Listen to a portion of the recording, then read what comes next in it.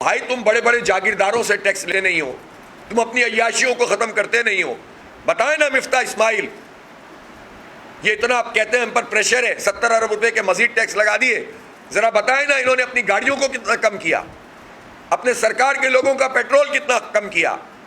جو police mobile تمہارے protocol پہ لگی ہوئی ہیں، تمہارے سارے وزیروں کے، تمہاری بیگمات کو اور تمہارے بچوں کو پروٹوکول دینے میں لگی ہوئی ہیں، ان کا پیٹرول کتنا کم کیا. یہ امپورٹ کیوں ہو رہی ہے، جس کے نتیجے میں ہمارا ٹریڈ ڈیفیسٹ جو ہے وہ بڑھتا چلا جاتا ہے. تو آپ اپنی عیاشیاں ختم کرنے کے لیے تیار نہیں ہیں. غریب اور مڈل کلاس لوگوں کو برباد کر رہے ہیں آپ.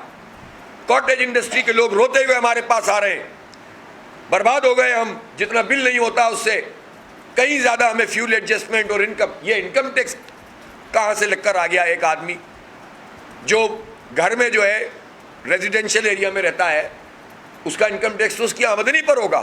یہ بلوں میں لگا کہ کیسے بھیج رہے ہو بھائی؟ اس کو ہم کیوں ادا کریں؟ ایک 3 ماہی ایڈجسٹمنٹ ہے، ایک ماہی ایڈجسٹمنٹ ہے.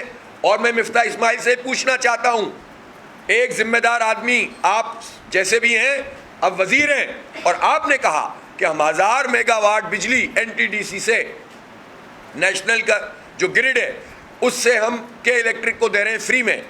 اور بھائی آپ فری میں دے رہے ہیں تو پھر فری میں پاکستان کراچی کے عوام کو بھی دینا. تو یہ مافیا کیوں پیسے وصول کر رہا ہے؟ اور ہمیں بتائیں کہ 2005 میں جو معاہدہ ہوا تھا وہ اس کے تحت صرف 10 MMCFD گیس ملنی چاہیے تھی ان کو. اس معاہدے کے بعد کوئی معاہدہ ہی موجود نہیں ہے. بغیر معاہدے کے سوئی سودن گیس سے ان کو گیس فراہم کی جا رہی ہے. اور یہ 100 ارب روپے سے زیادہ نادہندہ ہیں سوئی گیس کے.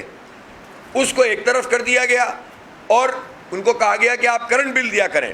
اب کرنٹ بل کی صورتحال یہ ہے کہ 4 مہینے کی لیٹ پیمنٹ کرتا ہے کہ الیکٹرک سوئی ساؤدرن گیس کو، پرائیویٹ کمپنی ہے، وہ 4 مہینے لیٹ پیمنٹ کر رہا ہے، 3 مہینے لیٹ پیمنٹ کر رہا ہے.